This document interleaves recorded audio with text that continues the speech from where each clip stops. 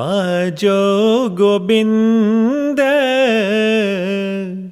Pool mat jah Manas janam ka ehi laah Pajo Gobind Pool mat jah Manas janam ka ehi laah Gur seva te bhagat kamai tab eh manas dehi paaye Is dehi ko simra dev so dehi paj har ki sev so dehi paj har ki sev Bhajo Gobind Pool mat jah Manas janam ka ehi laah Hi everyone, so welcome to today's Satsang. I hope you're all keeping well at this time and are able to take this valuable opportunity to seek or make true spiritual progress, which is the reason why we have these sessions. The subject of today's talk is titled Communicating with the Divine and is subtitled The Importance of Holy Meditation and Prayer. Now, for those unfamiliar with the concept of a spiritual discourse, let me explain that this brief talk will be given in the form of a satsang, which simply means associating with the truth. And this is the 10th in our series of monthly talks or satsangs designed to elevate the listener towards higher spiritual truth. Now, this elementary discourse is primarily intended for those who are new to the path of high spirituality, but may also be helpful to those spiritual followers who need further reminding. But before I begin this talk, I would first like to say a few words of introduction to you. Everything I shall share with you today is a gift of wisdom direct from the Lord itself for the sincere seekers of high spiritual truth. As for myself, I am a simple messenger, a disciple on the path of the holy truth who has been asked to share this holy truth with you. And although I shall speak with the authority of one who has been instructed to do so by the Supreme Lord, please do not attempt to praise this or glorify this humble messenger in any way, for you too are all divine beings undergoing a human experience in this lifetime, though you may not yet be aware of this. Therefore, what is given to me freely by the highest authority, I give to you the same. In return, I only ask that you open your heart and mind to the holy message that the Supreme Lord has to offer you. Following the brief satsang, there will be a normal question and answer session, which the main UK speaker, who has been an advanced spiritual practitioner for over 25 years, shall answer. Thus, he is able to answer any question one may have about true spirituality, which today comprises a list of questions to answer from our many listeners and members, as well as the audience. So thank you. Let's now begin the satsang. Now, before I begin this next discourse, I would like to clarify an important query that has recently been raised from our last satsang question and answer session in September this year, regarding the mysterious role of the Holy Masters, perfect saints and noble mystics who visit our world in every age. To further clarify the points made in the previous session, let me elaborate further. There are many types of holy visitors who come to our world for different purposes in every age. The greatest of these being termed holy masters, perfect saints and noble mystics. But there is much mystery about their personal journey in this mortal world, alongside our own, till they become well known, which has been misunderstood recently. Thus, let me explain this further. All such advanced souls come to this world for two reasons. One is to help sincere seekers of the highest truth to attain that great truth for themselves. And the second, much misunderstood reason, is that the visiting master, him or herself, is also undergoing their own final development to the point of completion, meaning becoming fully one with the Supreme Lord, and in such a way so as to not be separate anymore, and thus never return to the lower realms of creation for any reason. Famous examples of those who openly declared that they would not return anymore since their personal journey has ended include Tulsi Sahib, Swamiji Maharaj, Baba Jamel Singh, among several others famous in history. Now what do they mean by this? Well, for those disciples or followers who are truly enlightened, there is no mystery, only marvel and respect, as they know the correct understanding of all this, which I shall clarify today. If a holy master is on their own journey to the ultimate absolute truth, right from human birth, and out of loving compassion helps others along the way, then this does not mean that they are anything less than the holy master who initiated or spiritually awakened them. Indeed, they come here to represent the fact that we are all evolving souls of the divine, who are making their way back home, either slowly or rapidly, as per one's journey of yearning, alongside which a holy master is a true friend and co-traveller, whom we call a perfect living master or PLM.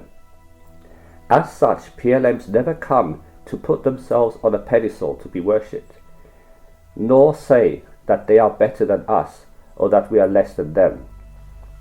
This is a great mistake for true seekers or disciples to make, to think that such true masters seek to be praised in the physical form, or are not undergoing their own personal evolution. This is why, with a few exceptions only, all holy masters, perfect saints and noble mystics start their journey just like us, unenlightened and seeking the truth as mortals. Yet, once they attain a level of truth by which they can help others, they begin to do so by order of their own holy master. Modern examples of this greatness to serve are the masters we are familiar with today. Sant Puriji, for example, has always maintained that he serves his own master and not himself, by helping disciples tread the path to salvation. Hence, his own personal journey from normality to greatness, by his own account, stresses this point and says that he will have a vacation before continuing, further stressing that he is a co-traveller on the path of the absolute truth. Similarly, Babaji of Bias, when instructed to do seva of his own master, wanted to tell the Sangat of his own very human journey up to that point of mastership, so that all would know the truth, and thus not worship him, but instead seek the same Shabad within that made him great. Thus, for 3 years he did not give satsang or initiate anyone, till he had personally attained the high status of his master through spiritual transmission. Then he continued his holy mission to serve the Sangat, while personally progressing through the stages of Sachkhand to ultimate union with the Nam Purush, just like Sant Puriji is doing. Similarly, again, Supreme Master Ching Hai famously did not pursue the path of mastership upon initiation by her own master for some time, till she had reached a point of elevation where she could initiate others by her own account. So this is the full point that was briefly explained in answer to a question at the last satsang meeting about the role and progression of current holy masters, which they themselves shared to many others. But having now clarified this point, what does this mean for true seekers here on earth, who follow the holy masters? Well, the high truth of these present masters' own personal journey, and those of all others who have long since passed historically, who fervently told the truth of their own personal journey to greatness, as recorded in so many scriptures, did so to prove to us that any human being who follows in their footsteps with the same yearning and earnestness that they had can do the same. It doesn't mean that they were any less great because they did not descend magically from the stars as all-knowing, all-powerful and all-glorious angelic beings, with choirs of angels singing their praises, and the animals and flowers of the earth dancing at their feet.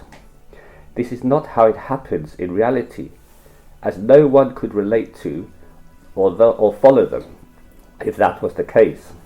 So, to misunderstand the true nature of a holy master, or to disrespect any master who has undergone a very human journey of true seeking and discovery to the ultimate truth, while undergoing their final stage of personal evolution, and at the same time helping others, disciples along the way, should not in any way be thought less of through this process.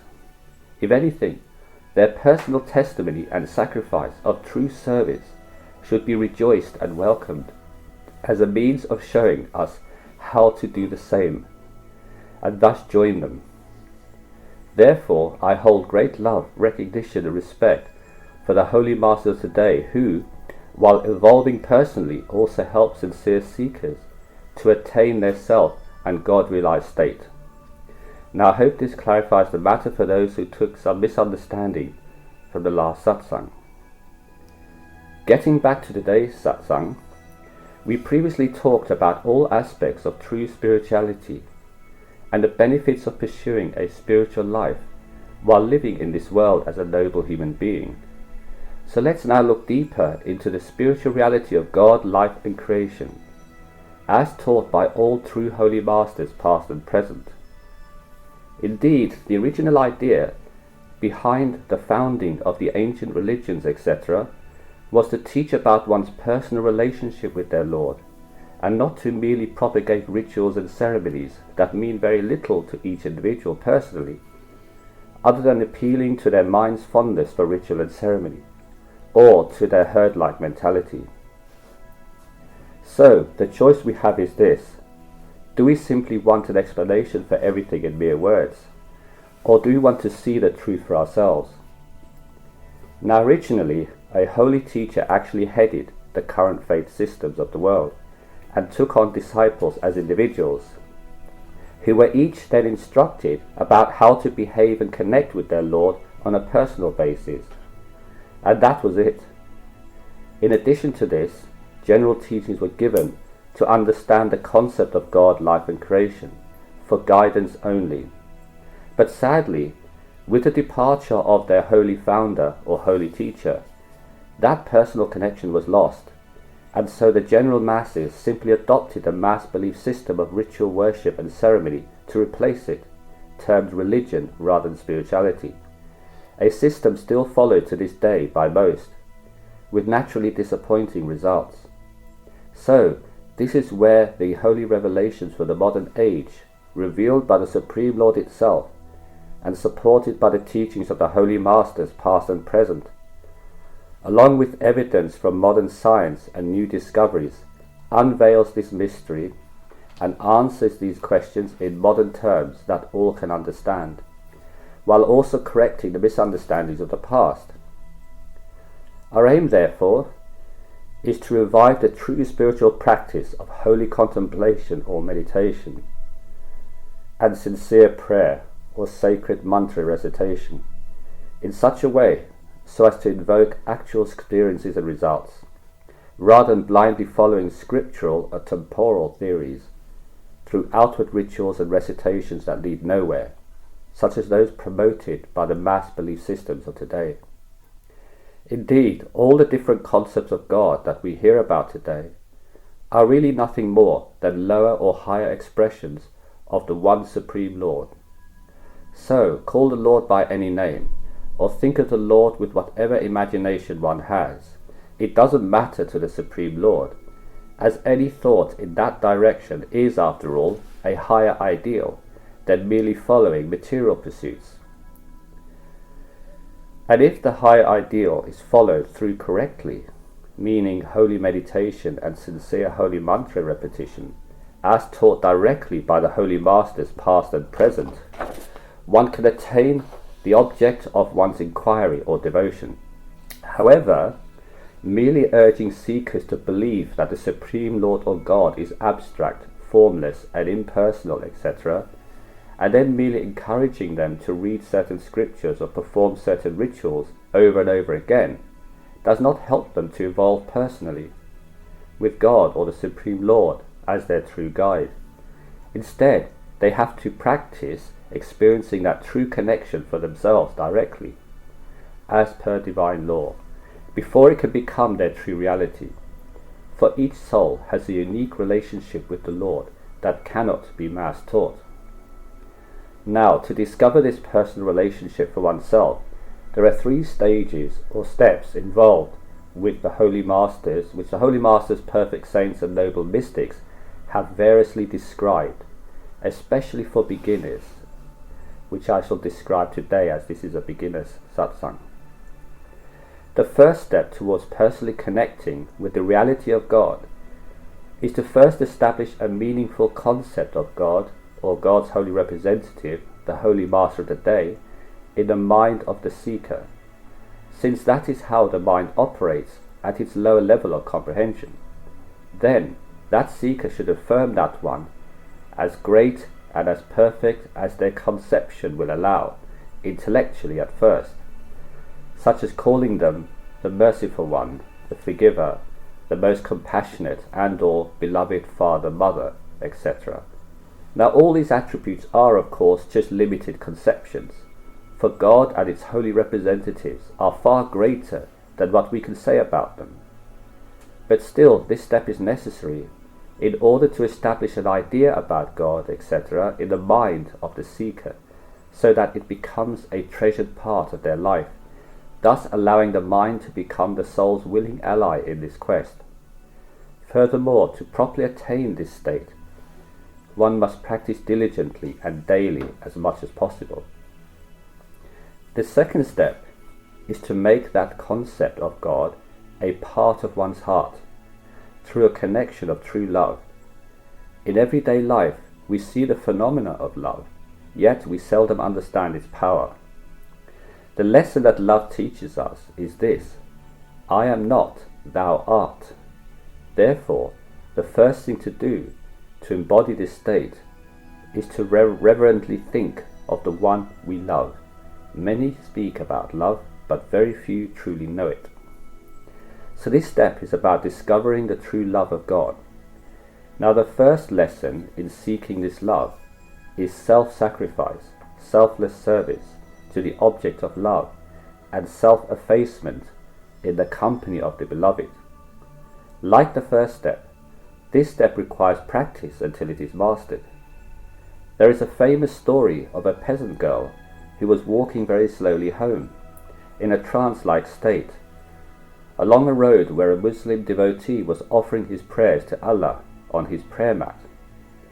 Now the rule at that time was that no one should pass by directly in front of someone who is praying to Allah, so as to cast their shadow upon them. Indeed, it was considered a great sin. So, as the girl passed by very slowly, in deep contemplation, the man suddenly rose up and shouted, "O girl, what a terrible thing you have done today." Now the girl was naturally shocked at suddenly being scolded by someone shouting at her in bitter complaint, and so rightly asked, "O sir, what did I do?" The old man replied, "You passed by me in this way. It is a great sin. I was praying and thinking of God, but you disturbed me and cast your shadow upon me." The girl immediately apologized and explained her error thus: "While you were thinking of God, I was on my way to see my beloved young man, and being lost in thought of him, I did not see you. For such is my love for him, that I could not see anything else. For that I am truly sorry. But I am also puzzled. How is it that you saw me when you were thinking of your beloved God? Suddenly the man realized his error, bowed his head in shame, and resumed his prayers. So, thinking about the Lord and feeling the Lord's or the Master's presence beside us with love and faith in our heart is the next stage of connecting with God, that again requires diligent practice daily with sincerity, as often referred to in most Holy Scriptures. The third step in this process is the final stage of connecting oneself with the true reality of God, life and creation, and is progressive yet again. It is where the seeker remembers God day and night and incorporates the high thoughts of step 1 and the true love of step 2 into everyday life, whether while walking, working, eating, resting, or indeed during any other activity, even sleep. For them, the self is no longer central, for it has become a true devotee of God or God's holy representative, and thus attains connection with God in a profound sense.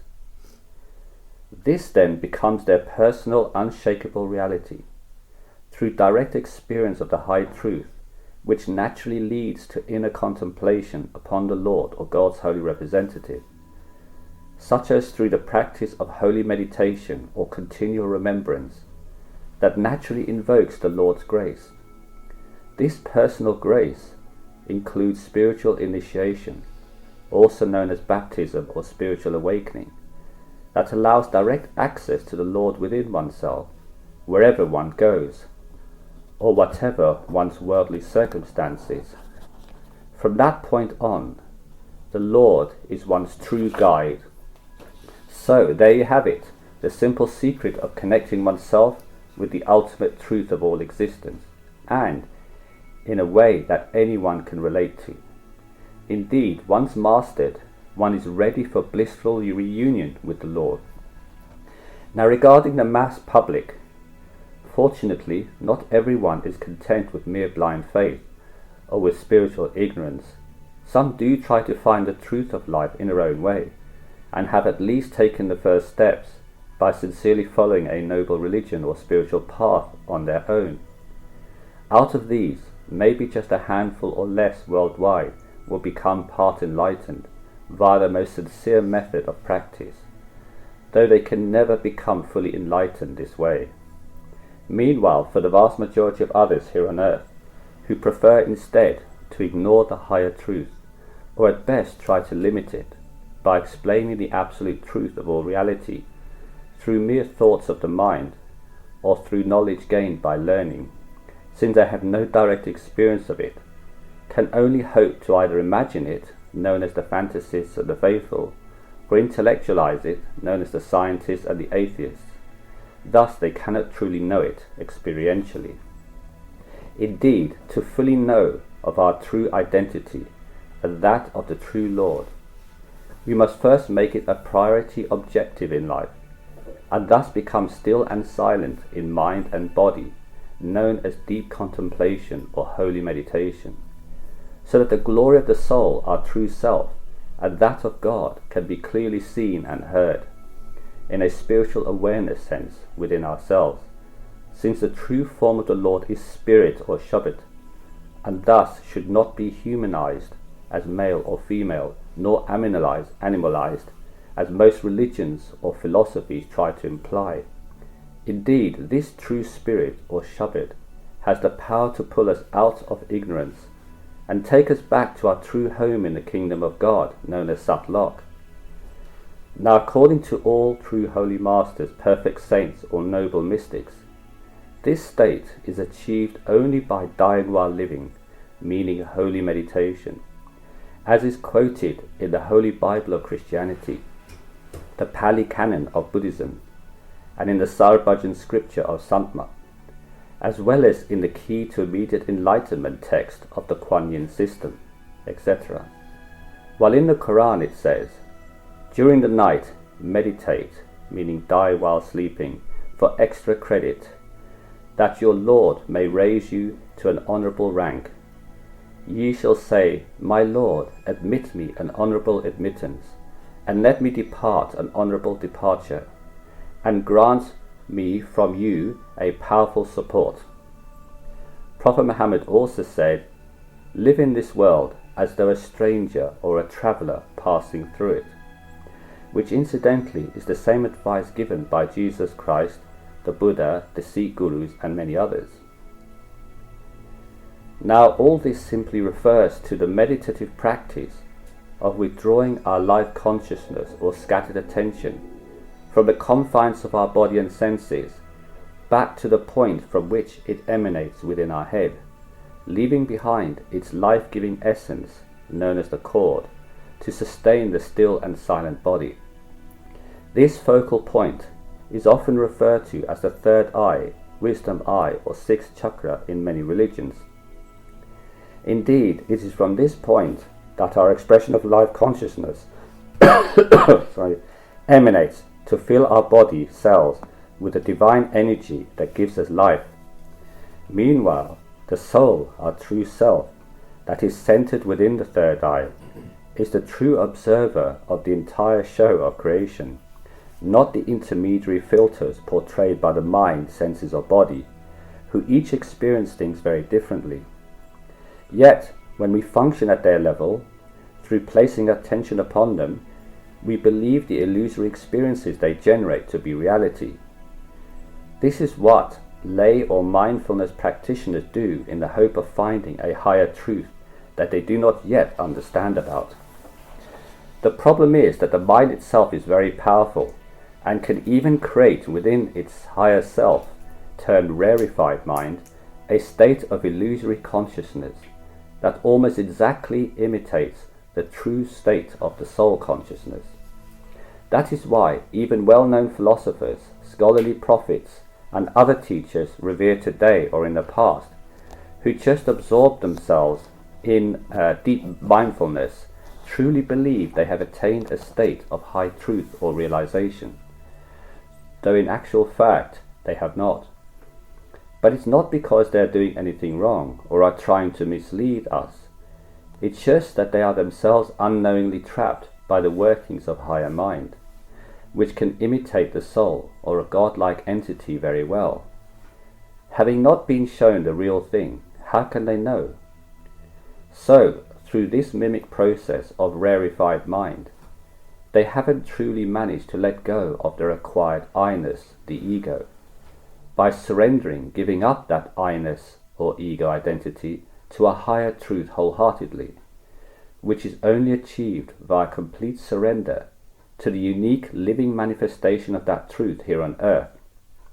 You see, it is only possible to truly let go of the ego or I-ness by surrendering oneself in body, mind, and spirit to the actual embodiment of perfect divine truth, such as that historically and presently represented by a living holy master or perfect saint, etc., who selflessly and compassionately carries that perfect truth within them, since the mere abstract form or conceptual form of higher truth or God can only be truly grasped or understood by a mortal human being operating in a physical form.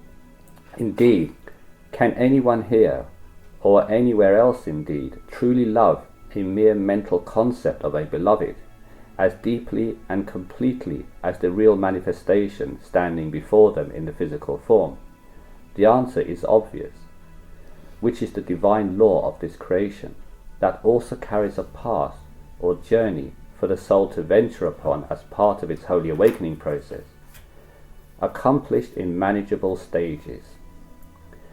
Without the holy representative of the true Lord manifesting itself physically while we are physical ourselves, the high truth we are speaking of, beyond body, senses and mind, can only be conceptualized through mere thought, and thus not be realized in truth, which is our state right now.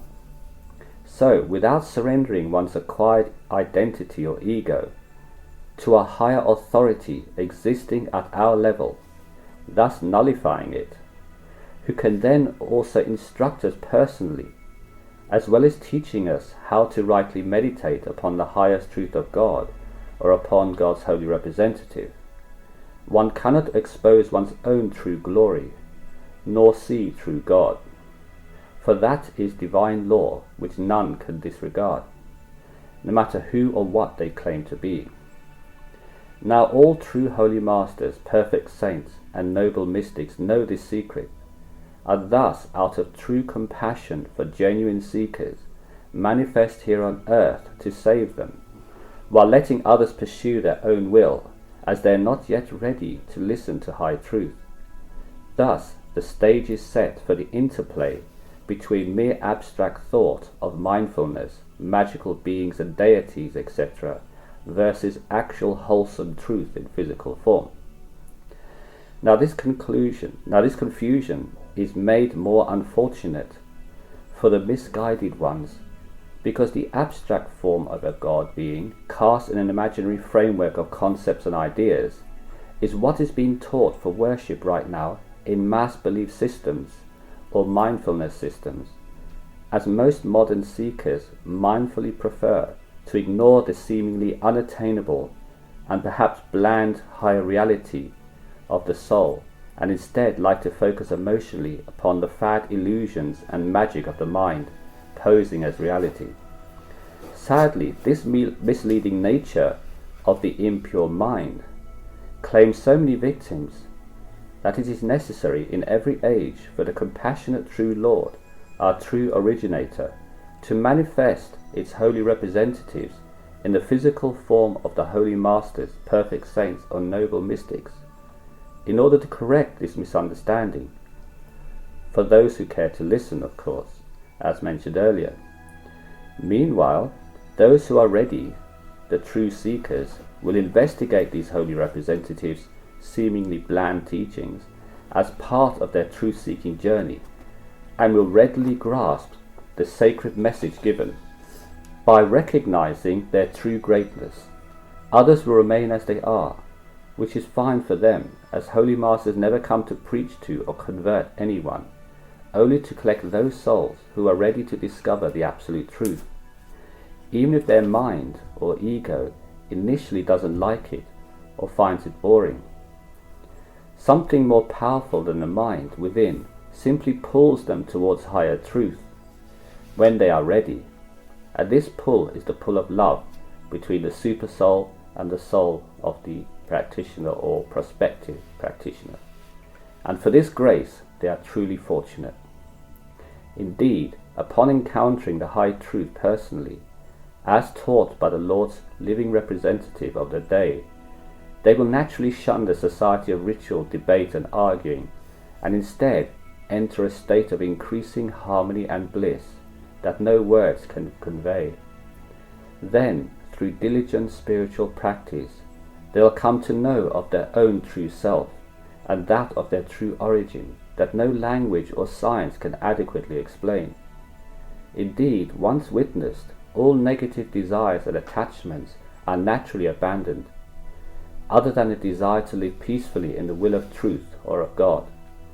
As a result, they will not care whether others believe them or not, or even ridicule them, for they are fully absorbed in the quest for high spiritual truth, and thus enjoy the Lord's protection. In time, they will even become truly saintly, compassionate, and humble in all that they do, and with all whom they meet. What else can I say about such fortunate ones, who tread the high path to true truth and God realization by practicing holy meditation and pious living? Indeed, this method differs from standard practices in that it offers direct access to higher God realization while we are still alive, no matter what cultural, religious, or atheistic group we belong to. And there is no need to wait for death to find out if our spiritual practice was good enough to earn heavenly divine merit. Indeed, the holy representatives of the true Lord do not belong to any religion or human belief system. They are above all such confines.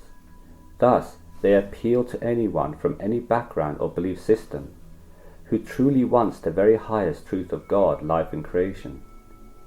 Furthermore, as it is the same high truth discreetly taught by the past holy masters of today's many current religions or belief systems to their closest followers only, it is rarely referred to in most holy books or scriptures. Therefore, much of it may be new to the inquirer, unless of course they have already inquired about this higher path. Incidentally, realizing the holy truth is natural for us. Indeed, if we are all part of God consciousness, with the same qualities as God itself deep within, then the easiest way to know God is to first know our true self, the soul. And that's what all holy masters try to explain, each in their own way, according to the level of development of the society they engage with, rather than worshipping external forms or concepts. So, meditating or contemplating upon our inner being or high truth is natural for us. It's just that we don't know how to do it rightly, nor do we possess the right frame of mind to earnestly pursue it. But that will surely come in time, after more suffering and knowledge is experienced, in order to convince the mind of the impermanence, turmoil, and ever-changing moments in this world that does not allow one to truly find lasting peace or rest. But the question that arises in the hearts of true seekers is, how does one access that experience within to verify and expand upon the information they've gathered externally? This is the most important and central part of spirituality, which all religious scriptures, teachings, rituals, pilgrimages and practices aim to lead one towards. Therefore, I shall briefly elaborate upon this point here, but as this subject requires far more attention than I can provide now, please forgive its brevity. In brief, then, one ultimately needs a spiritual key that can open up one's awareness into other dimensional possibilities. Now, this sacred key is not informational, nor mere knowledge. Neither is it the accumulation of knowledge, nor of an advanced intellect, which people today confuse with actual knowing. It is something else. It is, in fact, a secret power, the mantra of God or supreme consciousness, that is given by a perfect saint, holy master or noble mystic to a sincere disciple or follower. Similarly, that power was given to the close disciples of Jesus the Christ, the Buddha, Guru Nanak, Kabir Sahib, Bullhe Shah, Ramakrishna, great master of Sant, Suma Ching Hai, and many others. Indeed, when used correctly, this secret power can open our inner gateway to the high dimensions of our own holy truth, as well as access to the actual experience of our true self, the soul, and also that of true God, the supreme soul, or the super soul. So the awakening of higher awareness can only be had through the secret mantra of God, given to disciples personally. In the meantime, one may use Sat Nam, meaning divine truth, as their mantra to aid them. However, I must warn the inquirer at this point that there are different levels of mantra that allow access to different experiential aspects of the truth, lower or higher. For example, the widely used Om Namah Shivaya, Shiv Shambho, Sai Ram, Hare Krishna, Yahweh, Ha Elohim, Allahu Akbar, Vaheguru, Om Mani Padme Hum, or Holy Jesus, etc., by mainstream religions can only, under special circumstances, develop one's higher mind aspect through mindfulness, or at best connect one to the demigods of the second realm, all within the confines of Maya or illusion. But the spiritually charged mantra given personally by a living holy master, God's true holy representative on earth, is something very different. It is a real power that can lift the attention into higher planes of existence when practiced with sincerity and earnestness. There's nothing informational or intellectual about it. It is purely spiritual and is beyond the scope of the five senses, material science, or the mind.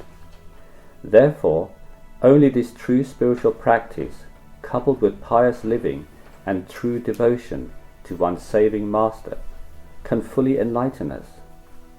All other rituals, worships, fasts, pilgrimages and recitations, etc., can only at best serve to create some truth seeking within us that will hopefully lead to higher truth inquiry and thus eventual salvation sometime in the future. The final revelation I have to share with you about this subject comes direct from the realm of the Holy Truth. It concludes with this divine message about the gift of the Holy Masters and holy meditation to all humanity. The revealed message says this: what your eyes cannot see and what your ears cannot hear, along with that which is inconceivable to the human mind, that is what the Holy Masters will give you. Upon holy awakening, meaning initiation, you shall enter into heavenly repose, meaning meditation, and shall discover all things for yourself. Through gaining divine wisdom, all worries, fears, and agitations shall cease, and the useless wanderings of the ages shall end. In time, your heart will rejoice upon seeing the radiant Heavenly Father, and you will enter the kingdom of truth. You have come from the light, and so must return to the light. You have come from the love, and so must return to that love. But to achieve all this, you must first withdraw from the world and rise above mental impressions or preconceptions. You must set aside time for spiritual practice and withdraw yourself to within the living temple of your body, where all the secrets of the universe reside therein. Indeed, whoever shall live by the will of the Lord shall no longer fear life or death, for they dwell in the protection of the kingdom of truth, even while living a mortal form. End of quote. That ends the discourse for today. I hope you found it informative, and may the Lord bless you all. Now I understand we have some questions to answer from the Sangha, so let's now proceed. Thank you. I'll just go over the title again. Communicating with the Divine, subtitled The Importance of Holy Meditation and Prayer. I've got a few questions regarding communicating with the Master. I'll start with those first. What are the many ways, and I know you've spoken about this, but you might want to elaborate. What are the many ways we can communicate with the Holy Master of our time besides meditation? Rather than giving many ways, why not give one? Contemplation and remembrance, that's it. That is the simplest, everybody can remember that. It requires no particular strain or effort or ritual or ceremony. So if one can remember their beloved constantly, day and night, that is the best way to communicate with their Holy Master or their Lord, as they see it. And as this is for beginners, we can only refer to it in the sense of a general contemplation based upon what has just been heard now in the Satsang, of practicing the 3 stages of building that relationship with the Lord within or their Holy Master.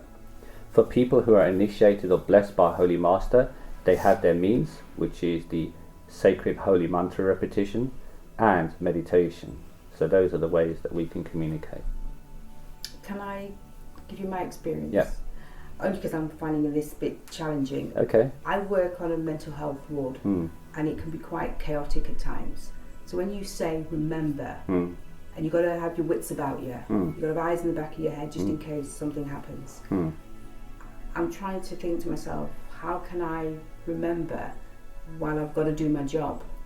It's hard for me. Because your understanding of remembrance is that it should be a very conscious forethought in the former part of the mind, which means the conscious mind, which means you cannot do anything else. That's not what we mean. You practice this remembrance initially when you're on your own and you build that relationship. Once you build a relationship, it automatically comes within. So for example, whatever you're facing, you are in constant remembrance of the beloved. You don't forget your beloved for any moment. Just like if you have a loved one, you don't forget them. They're in the back of the mind. You can even have them in the back of your mind while you're performing your work. It shouldn't interfere with your conscious awareness. But yes, you cannot consciously start remembering and contemplating in the middle of, say, driving, operating dangerous machinery, or dealing with ill health patients. But if you practice when you're free and build that relationship, then automatically that goes on in the background all the time. So are you saying that it may be happening but I'm not aware of it? You would be aware of it, Okay. but because it's in the back of the mind. But for a moment when you're conscious of your immediate duty, you may not. But the moment you pause for a little bit, it starts reciting itself automatically. You start thinking, oh Lord, thank you for this. Oh Lord, thank you for that. You're constantly referring to the Lord. And then you suddenly realize, my goodness, I'm constantly referring to the Lord in my everyday life and practice without even realizing it.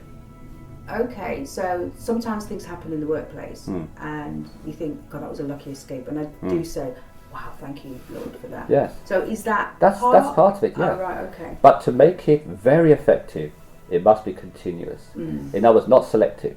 It must be all the time. You must be in that constant state of referring to the beloved. If the Lord is your beloved and you're serious about your beloved, you can't help but constantly remember them. And you talk to them as if they're there constantly. Your closest confidant, your closest friend, your closest companion. Therefore, in everything you do, you're just constantly referring to the Lord. And when little things go happy, you say, thank you, Lord. Or when little things don't go well, you say, oh, please help me so I know what best to do with this. But you're constantly referring to the Lord rather than the I. Home, I, is removed from the equation. That's the ideal. Only the beloved exists, you do not. That is a higher state of this contemplation, where you have complete reliance and dependence upon the Lord. And that is something to achieve. Even initiates of a perfect Holy Master do not have this. It's rare. Only about 3% of them make it. Because their mind is so powerful that they believe they're the doer, and that one has done it to them. So they have this game of he has done right, I've done wrong, or I've done right and he's done wrong. And all this kind of play that goes on, we create judgment and condemnation because we are involving ourselves, the imposter self, the I, in this equation. When you think only of the beloved, everything is the Lord's grace. Therefore, how can you judge? There cannot be judgment or condemnation. There's just acceptance and just getting on with it. Thank you. Right, next question. How do you recognize the signs from a holy master if you have asked for help? There are many ways that a master communicates with a disciple or non-disciple, mostly through what we call, say, coincidences or occurrences right before us. If we're in tune with the divine, we start recognizing that nothing happens by chance. Everything is orchestrated for our attention. Now, some things are just karma. They're just happening and passing by and they have no consequence. Others, with a little intuitive development, through higher thinking, spiritual thinking, your intuition is awakened and you recognize, this is a sign. It coincides with what I was just thinking about. Therefore, it is a coincidence. And you can then take that on board. And as you master this art of intuitive recognition, you start recognizing things as they are. Because sometimes intuition can be misled as well. If you're a very mindful person, you can take it another way. You can use the mind. But intuition, in a sense, or the spiritual sense, is a highly evolved skill, and it comes in time. Thank you. This is a question for our guest speaker. Does the Holy Master of our time always respond when you communicate with them? For example, does he or she give you what they think you need and not what you want or asked for? So, some people ask me when they get initiation from a perfect living master, they question, is the master is actively with them all the time or not? Yes, they always with us inside, because during the time of initiation, master will create a clone, a copy of themselves and placed at our wisdom eye center. So Master will be always be with us while we actively living our life or even sleep. So therefore, Master always listen to us, whatever we want, whatever we need. But Master will only offer something to us when Master see that that thing that we want is also beneficial for our spiritual progress. So, in the principle of the soul, right? Master always give us what our soul need, not what our mind want, but always practice to communicate with your Master every time. If you need help, ask Master for help. If you need anything, ask Master for help. Master always listen, but he or she not always give. Because if Master would give everybody what they want, this world will start to collapsing, right? Yeah, okay. Thank you. Back to main speaker. Is it wrong to ask the Holy Master to have a spiritual experience, as I feel this will help to strengthen my faith and help me to focus more? You see, this question is referring to someone who either is initiated by a Holy Master or knows a Holy Master. But it could also apply to the Lord itself for those who are not. Since this is a beginner's satsang, we must approach it from both sides and not separate one from the other. It's not wrong to ask Master for some kind of guidance or help to demonstrate that what they're doing is correct. To ask for a specific experience is not the best way to go about this, but rather to ask the Master for a sign or a symbol or something that can help them along their journey. Because let's say a Holy Master of the Lord did show them something within, the person will become so disturbed by learning the truth that this is just a shadow creation and there's no reality to anything, that they'll even abandon their own child, their own parents, everything. So generally this doesn't happen, but coincidences can. So for example, the Master plays this game, or you ask some question and a coincidence occurs to help answer that. Or some little thing may be helped. You know, you ask, please help me through this situation, and then the situation is eased. So it happens subtly like that, which worldly people then cannot distinguish from worldly events. It's not always obvious, but you know, because it coincides with something that you have asked for or requested. So certainly you have every right as a human being of the divine, a manifestation of divine, to ask Master for help in everything that you do, providing you have faith that he can give you that help. Sure. That's the trick. If you don't believe that the Master can do it and you think that you must be in control, the Master cannot help you. But they say faith can move mountains. What does that mean? If you're able to place such unwavering faith that the Master or the Lord itself can do anything, then that thing can be done. Thank you. Next one. What are the reasons why some sincere meditation practitioners will never have any inner experience? I think you mentioned it about the distraction. Yeah, I mean, the trouble is that it's about the books. The problem is with the past books, because they talk about having these experiences and this is the way forward on the spiritual path, and without them you are null and void, you are not making any progress. That's not strictly true. These books were written by sincere practitioners who had their own personal experiences and what it did for them. Sure, yes, in the past when people had very little commitments, they were able to enjoy a spiritual experience and still go about their basic life of survival. There wasn't any high-flying objectives. They didn't have, large families to raise on their own without the help of the community. They didn't have jobs that required, multinational business interactions that had a jet set everywhere. Life was very simple. So these books that refer to the past are just that. They are ancient history. In modern, masters know what is best for us. Now we have to live a balanced life. which means we must take care of our worldly duties in the name of the Lord and the Master, but at the same time keep the remembrance, as we mentioned earlier, of the beloved, the Lord and Master in our mind. Now, if we do this, then naturally some minor experiences, some little support or help to say, yes, you're doing well, pat on the back, will happen naturally.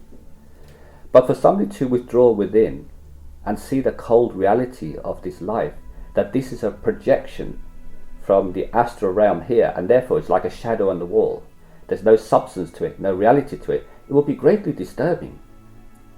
So generally speaking, most practitioners today, unless they are divorced from mainstream society, for example, they haven't chosen to live a family life, they don't have children or responsibilities, their jobs are not so important or high-flying that they have to travel everywhere or engage with society so much, they live very simple lives. Those are the people who are marked for that inner experience. Because if they have the inner experience, there's no loss to society or to themselves. Master would never do something that is detrimental to you, against your best interest. It's just that spiritual practice, we live in a fast-paced society. Show me evidence, instant. I want to see, then I believe. That's not how it works. That pull, that need that comes within is genuine from the Lord, and that gives you support regardless of whether you see anything or not. So the interesting thing about true spiritual practitioners and followers is that they don't follow the system of scientific evidence and ritual. They actually feel something within them that pulls them towards it helplessly. And if you ask them, why do you have such faith? They say, I cannot answer you in truth. I just feel it within, and I have to go with my feeling to its ultimate conclusion, rightly or wrongly. So, yeah, this is what you should ask is for a better connection with the Lord. Building that relationship with the Lord so that it becomes natural to you. So when the time comes for you to see the reality, you're not affected by it. Because you understand the workings of creation really well. You have understood the Lord's play, how it's going on. So it's not a mystery to you anymore. But if you're really engaged in the world, you're a single mum rushing to get things done, everything, and suddenly you have this awareness that your children were your bitter enemies in the past, and you're making peace with them now, but they seriously harmed you. Imagine what that would do for you. Yeah. So so these realities, or the reality of the truth, even of the fact that nothing here exists in reality other than the mind, that you project it from the mind, why would you bother continuing in this world? You'll simply withdraw the mind back and just enjoy bliss on your own until you die physically of lack of starvation and drink.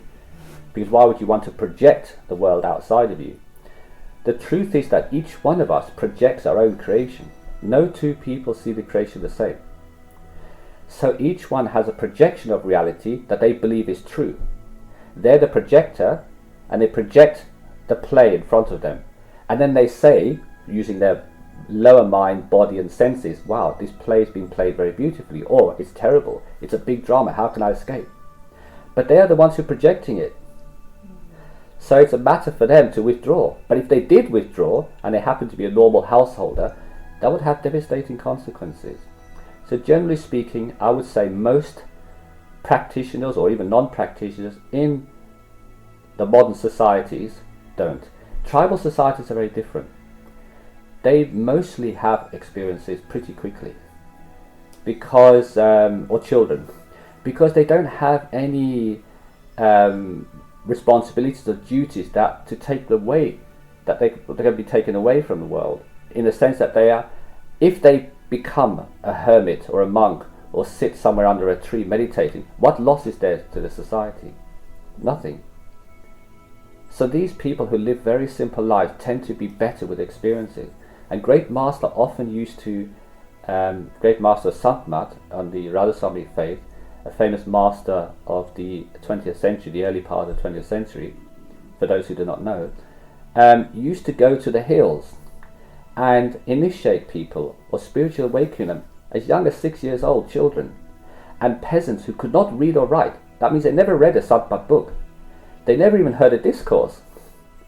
They just saw this man, and he gave a few brief instructions, They felt a pull within him and rushed for initiation. And guess what happened when they got initiated? Within moments they had an inner experience. Yeah, that's why he initiated them without the formality of having to go to satsang. So like now we have this thing, you have to be 25 years old, you have to have read so many books, you have to attend so many satsang, you have to shake so many hands. Because in modern society, people pursue things intellectually. Yeah. They don't have the intuitive awareness because they don't have that simple life of self-reliance upon their own feelings. They are taught to take charge of their life, take control, and do things with a material purpose in mind. That doesn't happen to people on the hills. They're just bothered with surviving. So that if they're only engaged in surviving, which is the minimal amount of human engagement in the physical world, it's easy for such a one then to swiftly switch their attention to higher truth. Thank you. Right, we're going to talk about meditation a bit more now. Do we pay off karma when we sit in meditation? Yes, but there's more than that. Because meditation is actually raising the consciousness beyond the karmic realms. So you can't pay off all your karma, but it makes the load lighter. It's not that it clears it, it makes it lighter. So let's say you're going through a terrible incident and you're a regular meditator on the path with true devotion to the Lord or the Holy Master, then certainly the karma is lightened. It's not eliminated.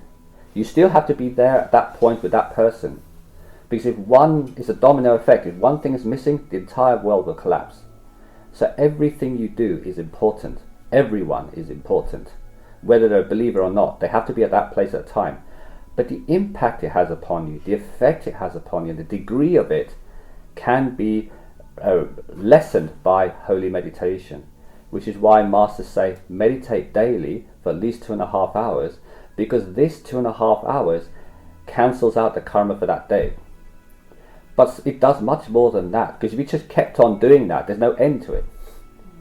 But it raises your attention beyond the level of karma eventually. So therefore you're not influenced by the karmic system anymore, you can escape. So meditation serves two purposes.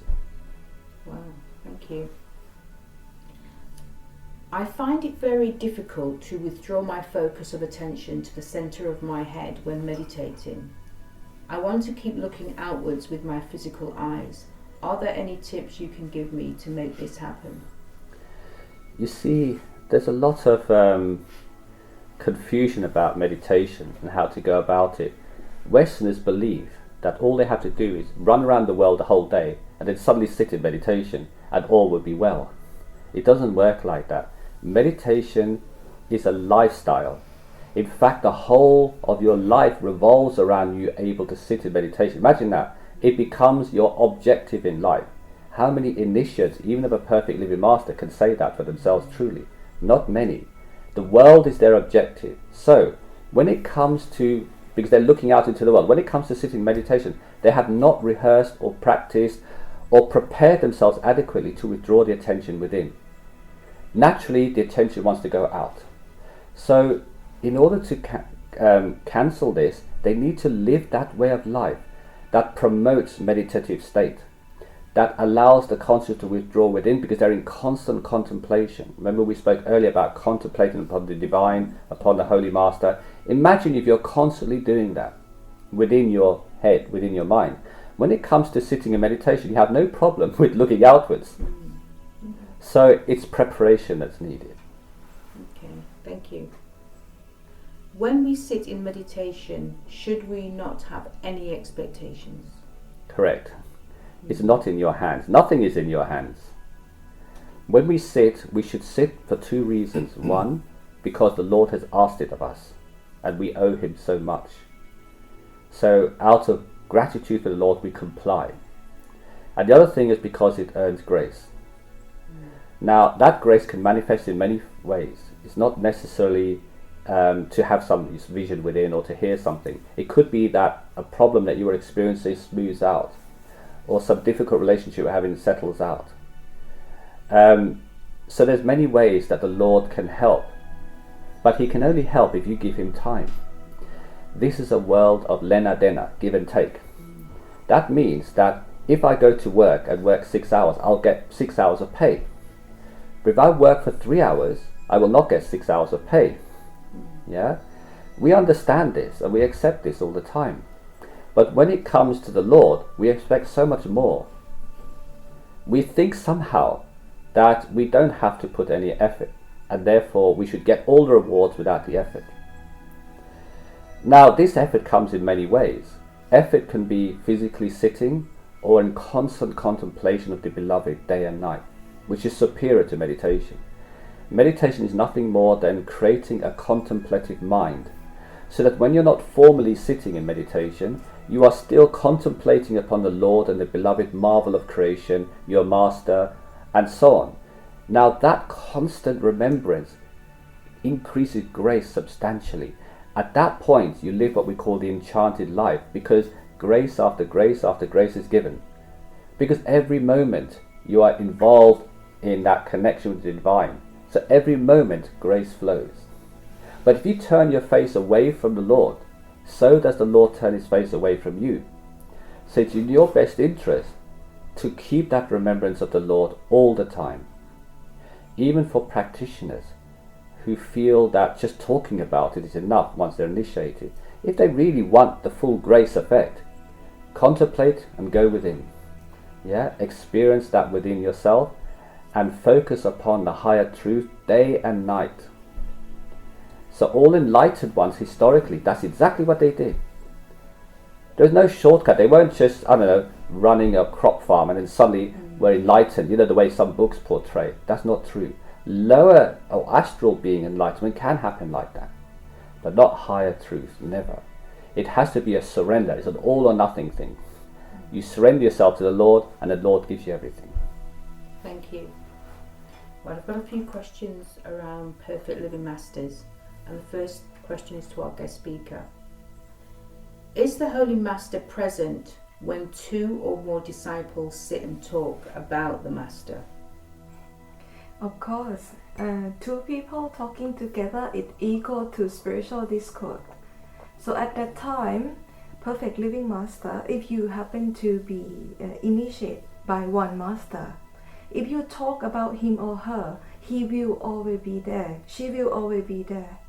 Because the real form of the master is a sound current. And from that sound current, there's a truth, there's love in there. So every time when we speak about the truth, about love that relate to our master, in remember of master, then at that time, master is present and active. So if we be able to live our life where we surround ourselves with spiritual friends. So whoever can discuss, can talk about spiritual subject, or can validate the truth, or we can have conversation about love, God love, divine love, love from our master, love for the creation, then that's good. Because in our life it's very important that we have this mood of spiritual mood, like you in the good mood all the time because you remember your beloved, and this mood constantly be there day and night, at your workplace, at your home, in your sleep. So like that, it's like a constantly flow of love and truth throughout your lives. So yes, from my experience, it is very important that we have friends. The friend that we can talk about love and truth with us, because it will help us greatly on our spiritual progress and keep spiritual mood. Thank you. Back to main speaker. It is consistently explained that a true perfect living master will never say they are a master. Is this one of the true signs of a perfect living master as compared to someone who just wants to assume that role with the view of helping others? Yes, this is a little controversial subject, but since the question is asked, I will tell the truth. Yeah, a true PLM or true living master never wants to separate themselves from mainstream society. They never want to put themselves higher than others. because they know that they come from the same source as the people they're speaking to. If you have two daughters from the palace of a king, how can one daughter say she's more of a daughter than the other? They're both daughters. One loves the king, one hates the king, but they're still both daughters. So a true holy master never proclaims themselves as anything other than a co-traveler and friend, or somebody who has a little bit more awareness than the others whom they're instructing or helping. They never put themselves higher. So therefore they never declare themselves as a master openly, because humans naturally want to put them on a pedestal, want to raise them up and offer worship to them and start celebrating the physical. So true holy masters never embrace the physical as the master. They all say the master is a Shabad within. I carry awareness of that Shabad and I can pass that on to you. That is it. But it's the Shabad who's the real master, not the physical. So those ones who have that realization never put themselves forward. Also they know that it's the Lord's design who is going to come forward and who is not. So neither do they promote themselves. You won't find them on platforms saying, yes, come to me, I'm the master, I will initiate you. I will do this, I will offer you this, I will take away your pain and suffering. This is not a true PLM. There are many teachers, philosophers who could help mindfully, with mindfulness, and even those who worship the deities and so on, they can promise many things. That's a different thing, and that's for each one to make their own interpretation. But true holy masters remain quiet and discreet, and they know who is marked for them. So when somebody comes before them, they open up a little bit, let's say. But still, they never proclaim themselves as better. They never want to make the other person feel inferior. You see, because then there's a judgment game going on. People naturally feel that the master's going to judge me then, because he's so high, he's up there, and I'm so low here. Therefore, if I do a little mistake, he's going to be harsh on me and judge me. Masters are not in a judgment game. They are forgivers. And they don't charge for anything neither, do they? And they never charge. No, they don't do any business through it. Yeah. They never charge for their services and so on. So there's many qualities, in fact, written in the volume 1 book of the Sacred Truth of God, Life and Creation, is a detailed explanation of what a master is and what it is not. So if anybody's not sure, they can just read that section and determine for themselves. Thank you. Question back to our guest speaker. Do perfect living masters take the karma off their disciples or from the Akashic records to exist here on earth? Yes, this is very controversial point, another one. Because Master represent the Lord of the quality of mercy and compassion. So a lot of time, Master helping not only their disciple, the people who meet them, or the people who be able to be around them and seek help at that time. Because Master have this deep compassion and love for everyone and everything in this whole creation, because they see this creation from the Lord, from God's point of view. So therefore, by helping others, it's as if helping themselves. So they don't see that separation, that, oh, that is other people karma, is this other people bad luck. No, they don't see it that way. So they will do whatever they can to help, whether asking blessing from the Lord to help uplift that one, or they try to help or give some practical advice for all the brother and sister that they come into connection with. Thank you. Right, bear with me with this next question to our main speaker regarding pronunciations. Okay. It's a little bit long. Hope I've got it right. Amir Kusara, whose beautiful story of trading his entire wealth with shoes of his master is mentioned in the book Tales of the Mystic East. He was a disciple of a famous Sufi, Sant Hazrat Nizmuddin Ulia of India, who is said to have died after 6 months when he no longer bare the grief of separation of his Murshid, which means Holy Master, namely Hazrat Nizmuddin Ulia. Is this true? And if so, why? Yeah, I mean, these are examples of extreme devotion that has happened in the past. In fact, even more recently at the Great Master's time, when Great Master passed away, many Satsangis of the Great Master could not bear the separation. So they went along the Bias Bridge and jumped off into the river and killed themselves. So it does happen. It does happen. It's not something that the Masters ever say is right. This is an emotional reaction. Now,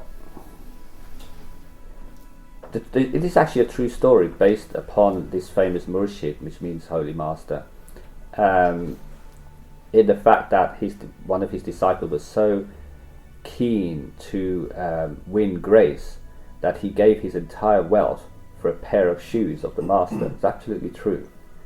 And then when his Master passed away, he was so grief-stricken that he died of heartbreak. And yes, this does happen. It's rare, but it does happen. It's not. These stories are just to demonstrate to us the level of devotion that a human being can attain for their beloved. When we think we know what love is, we can compare that to somebody who's a true lover and say, wow, we wouldn't have done that, or we wouldn't do that. Therefore, we're not at that level of love. You have to understand that love has many stages. As it transcends through the astral realm, the causal realm, path realm, and so on, up to such kind, it increases in intensity and its absoluteness. So people can experience love in the physical, and they say, I'm absolutely in love with this girl or woman or man. And they think they know what love is, but the moment the other says, no, I no longer love you, or no, this is that, they say, oh, forget it. No longer I'm a lover. So what kind of love is this that can change one day to the next? Conditional love. Yeah, it's conditional love. So as you go higher and higher, that condition is lessened, and it becomes absolute. So when you hear a story like this, they're talking about what absolute love means. This particular disciple was so dependent upon his Master for everything. We spoke about earlier about relying on the Master, constantly talking to the Master, constantly communicating. He had mastered this to such a point that when the Master was no longer there, even in the physical, he could not bear it, and he died of grief-stricken. Yeah. I want to add up a little bit. A lot of Ishwarji disciples come to say to me that they get great loss after Ishwar Puriji leave his physical body, because they feel, what is the point for me to carry on? Because their beloved is not there anymore, and they feel like every year they looking forward to see him once or twice in the spiritual event. So it take away that purpose, and a lot of them lose the sense of carry on. But then for the very sincere disciple, that Master know that this loss will impact them greatly, Master give them seva to do. So Ishwarji give them seva to carry on, meaning, okay, you as you already master the art of being one with the Master, then you, from this oneness, you choose serve your community. Do whatever is within your skill, and serving Master lover mean Master disciple, his community. So therefore, it can happen that Master know that his death, his physical death is coming, and he give another purpose for all of those sincere lover of his to carry on. So I'm now come into connection with a lot of people who Master give them seva because Master know they need something to carry on. Just like every one of us now. For me, I feel he never left, because in that oneness, I always feel that he's there. And the more I'm doing seva in his name, in the Lord name, in Master name, I always feel that at that moment, He's here and now. He is very near to my heart. Thank you. Next question.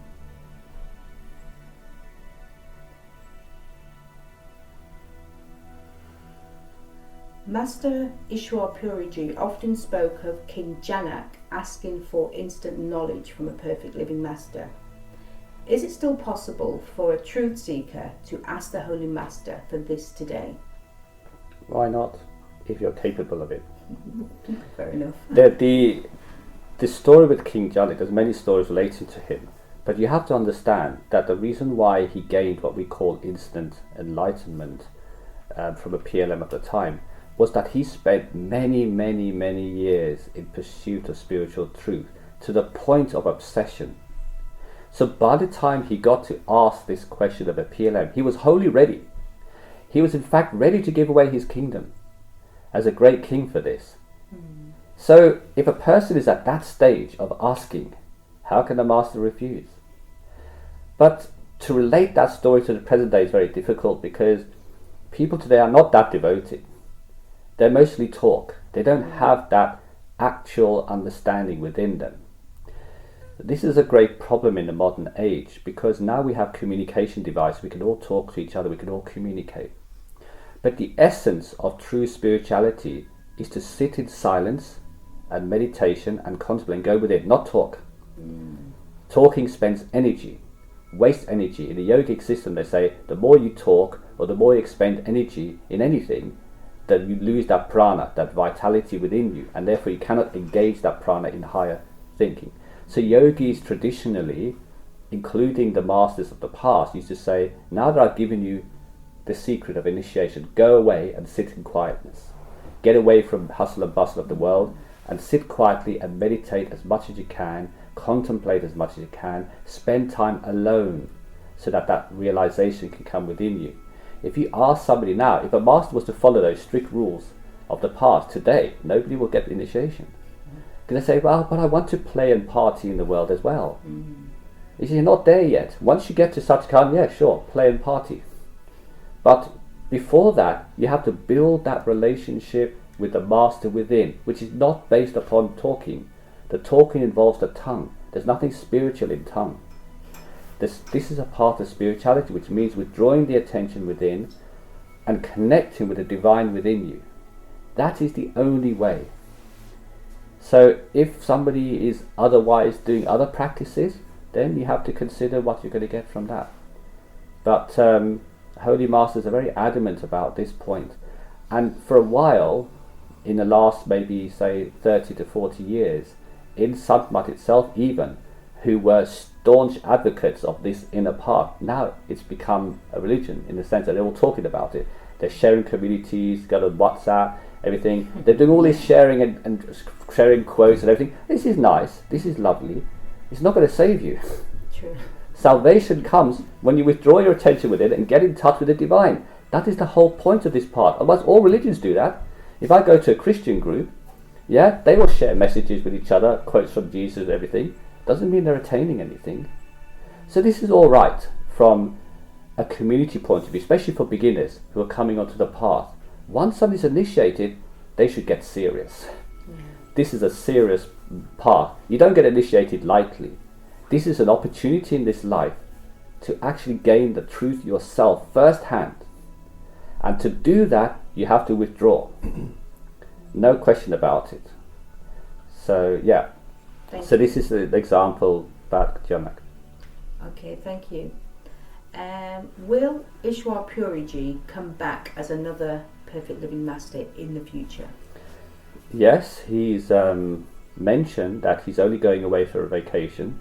As I mentioned earlier, you see, holy masters are also undergoing their own personal evolution. So as they transcend through the realms of such kind to the higher realm of Anami Purush, they will still come back to help others. Once they reach the level of Anami Purush, they don't come back because they're annihilated. You can't, once you put a drop into the ocean, you cannot recover that drop again. So yes, Master's not done yet. So don't worry, he will return. Thank you.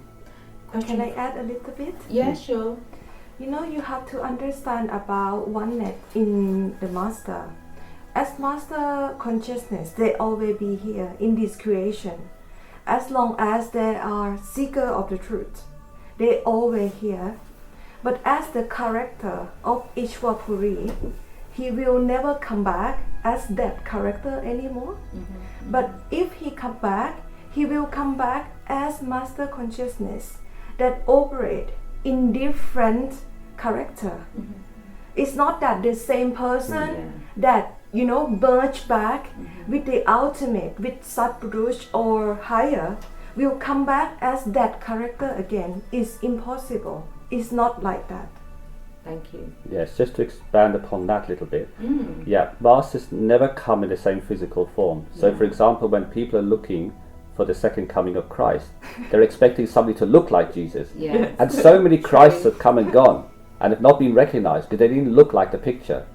So masters never come back, but the sentiment of the master, the particular form of dayal that comes from, say, Satgurus, manifests in the form of a living master.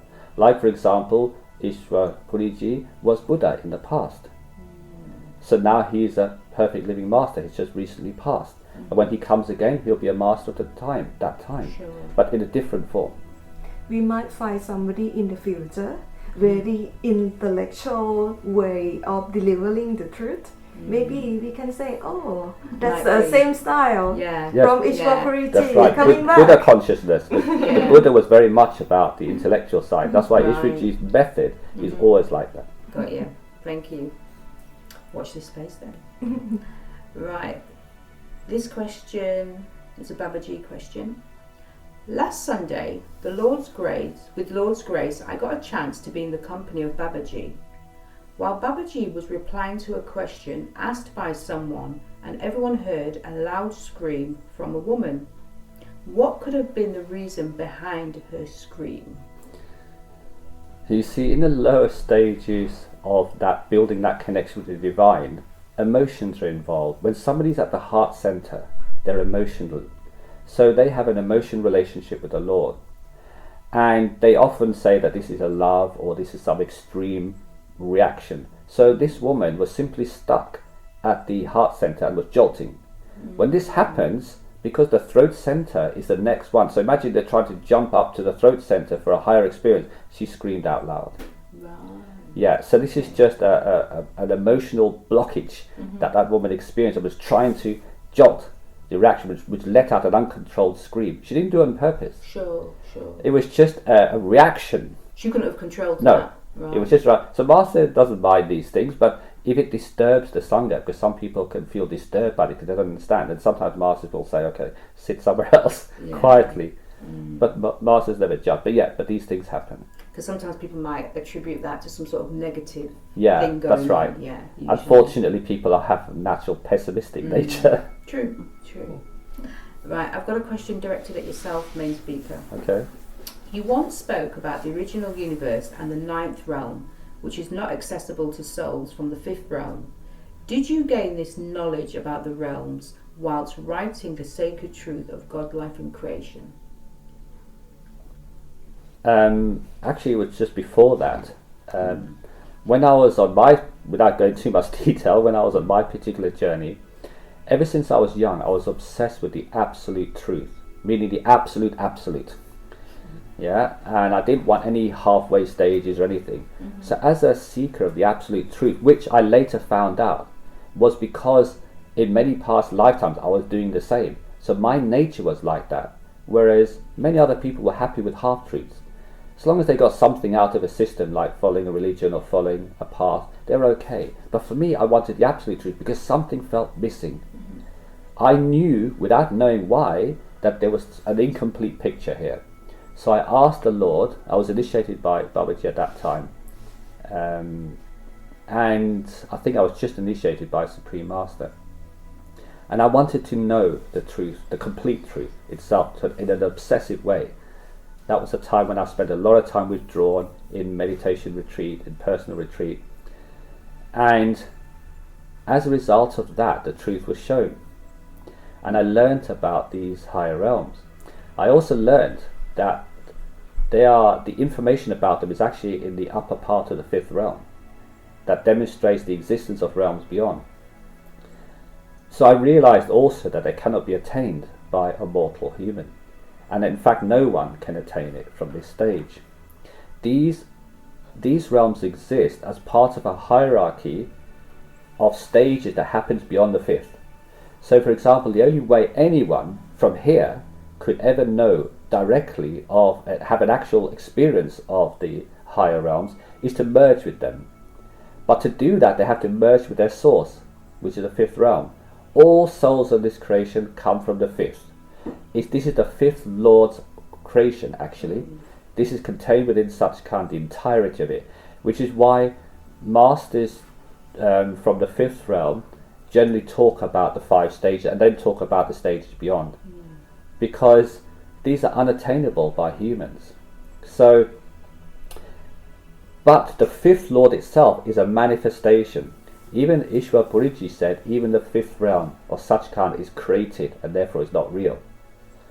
Now this is quite difficult for many people to understand, because the fifth realm itself is divided into stages, and then it merges with the sixth, which merges with the seventh, which merges with the ninth, eventually eighth and ninth. Now the ninth realm is just pure Lord itself. There are no souls. It is the origin of the shadow creation. It is a power. It has no anything that you can identify with a being. It's not even a being. Imagine, there's no souls even there. It's just the Lord, the Shadow Lord made manifest, that allowed the rest of creation to come into being. And this was created in stages. So, yes, I was made aware of this and wrote about all of this. But I also gave a warning that don't aspire to these higher realms, because you'll never get there. To do that, you have to merge with Satgurus, and then Satgurus has to merge with the sixth realm Lord, and so on. So eventually, when the entire creation folds up to the ninth realm, which is not written, that chapter has not yet been written, then the entire creation will become one, and only the ninth realm Lord will exist. There'll be no souls, no structure to creation. There'll be just that single entity of awareness from which all things came. Thank you. I've got another question directed at you. You once said that all souls are on a unique journey. Therefore, should we look upon others with kindness and compassion, no matter what actions they perform, as they, like everyone else, is ultimately playing their part in this creation? Absolutely. If everybody is undergoing their own individual journey, then whatever they do must be done. Like Jesus said, do what must be done, and it is rightly done. Even when he instructed Judas to betray him, he said, now go and do what you must do. He didn't stop him. He didn't say, no, you shouldn't do that, you're a bad boy. He said, go ahead and do what must be done. Because he knows that each one has a role to play here in creation. Therefore, if everyone is playing the role helplessly, how are you going to judge? If you judge anyone, you judge the Lord itself, the Creator. And if you judge the Lord itself, then he can judge you in the karmic system. If you want to get out of the karmic system, then you need to stop judging or condemning anything in creation and look only to yourself. Are you the model disciple? Doesn't matter what anybody else is doing. And if somebody asks you for help, you can say to them in kindness and understanding, say, look, try this way, it may work better for you. But never judge. Thank you. I've got a few questions about sleeping and dreaming. What happens when we dream and see visions? Is this the astral realm? Very rarely. I mean, if you have an astral realm dream, then this dream is always vivid and in colour and informational. Most people who dream are just having emotional dreams, or they're subconscious. So whilst the attention does rise above the physical to, you could say, the overlap realm between the physical and the spiritual, that's where all dreams occur. They don't occur any higher than that. So mostly these are the subconscious images that have been memorized by the brain, replayed in an imaginative state. So for example, you often have, say, a night terror, but you watch a horror film and then you have a night terror. Or you are in love with a beautiful girl and you start having love dreams. Or you feel like you've been chased in a dream. Or you're feeling chased because you feel that life is getting at you. There's always a psychological purpose to these dreams. They're not random. Now, a spiritual dream is something very different. It happens quite randomly, without anything going on in your life in particular that relates to it. And then you can have a profound, and this dream is a super conscious state of dream. In other words, you are aware that you are, let's say, sleeping, so-called sleeping, but you're having this super conscious experience at the same time. And it's always in color, in great detail, very vivid, and always informational or instructional. You would never have an astral dream just for the sake of it. Never be chasing a rabbit in an astral dream. Yeah. It's always informational. Thank you. Yeah. Is it true that you can pay off some karma during your sleep? For example, if you have a bad dream that really seems intense. Yes. One of the best ways that masters help their disciples, let's say the Lord helps true seekers, is for them to have a bad dream so that they are paying off that karma in the dream without having to physically undergo it. Because remember, you're still the same person, whether you're in a dream state or the physical state. So how you pay off the karma, whether it's in a spiritual form or a physical form, is by the Lord's design. Okay. The last question regarding dreaming.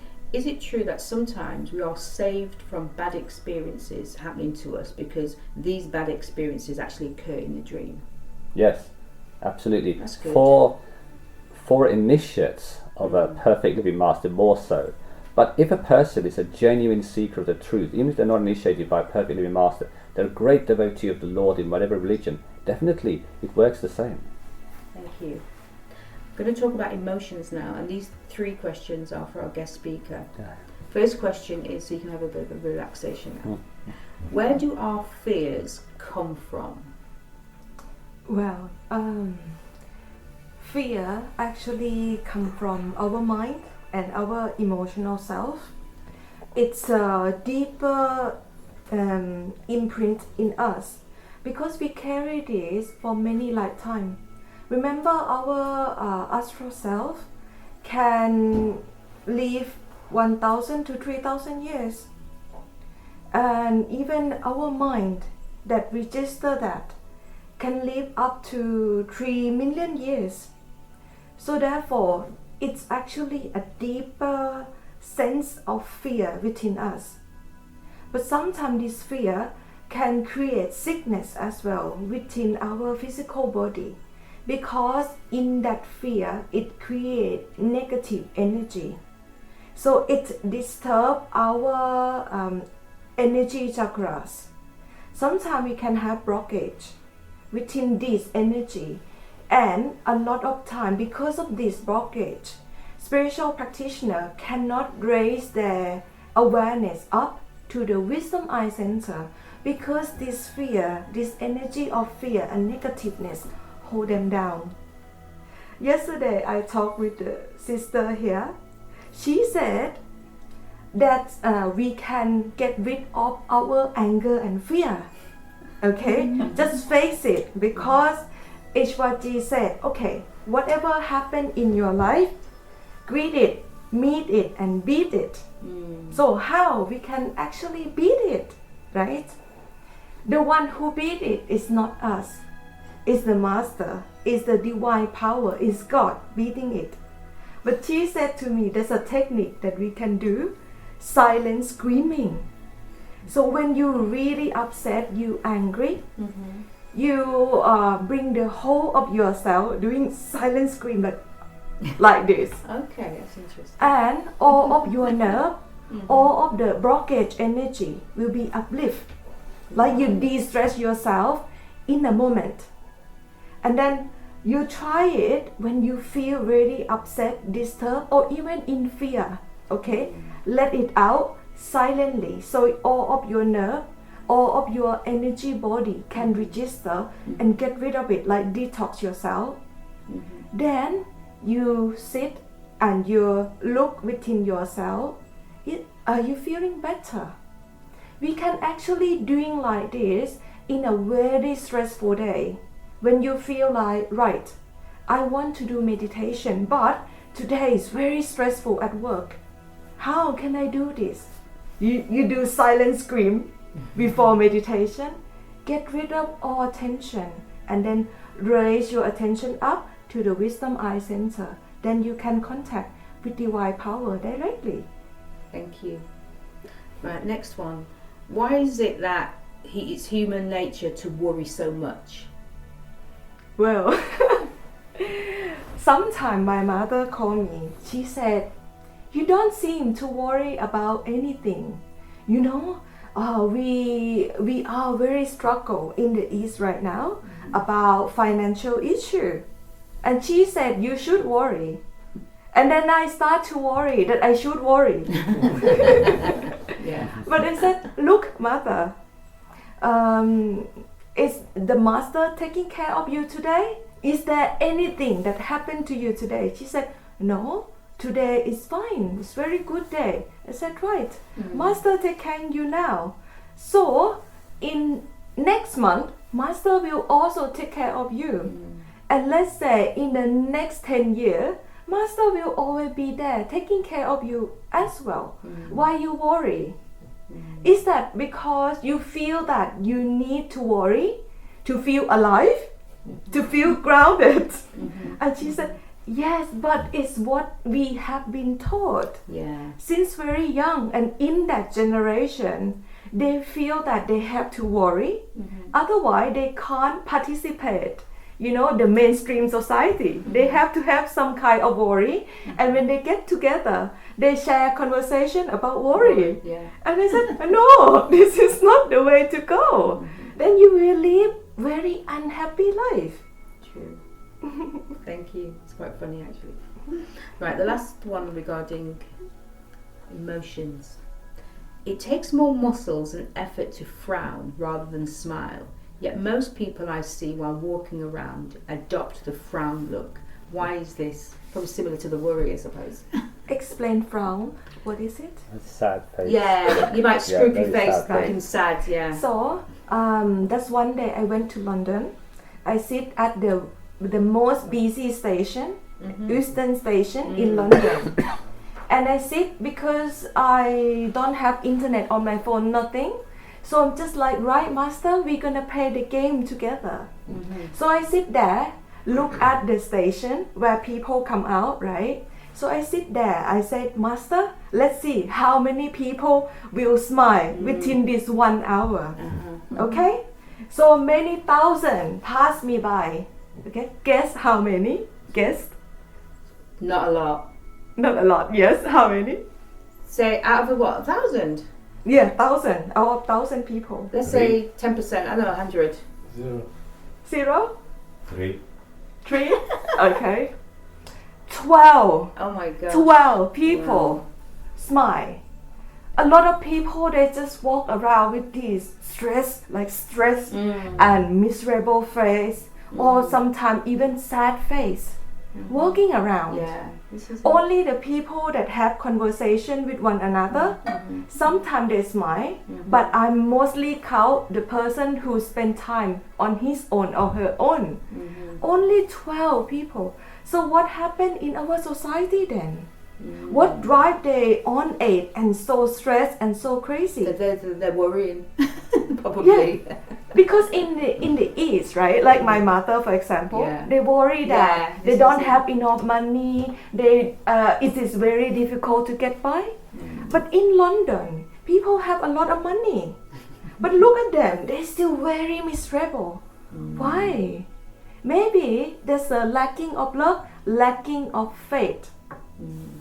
You know, we have to have faith that, you know what, everything will be okay.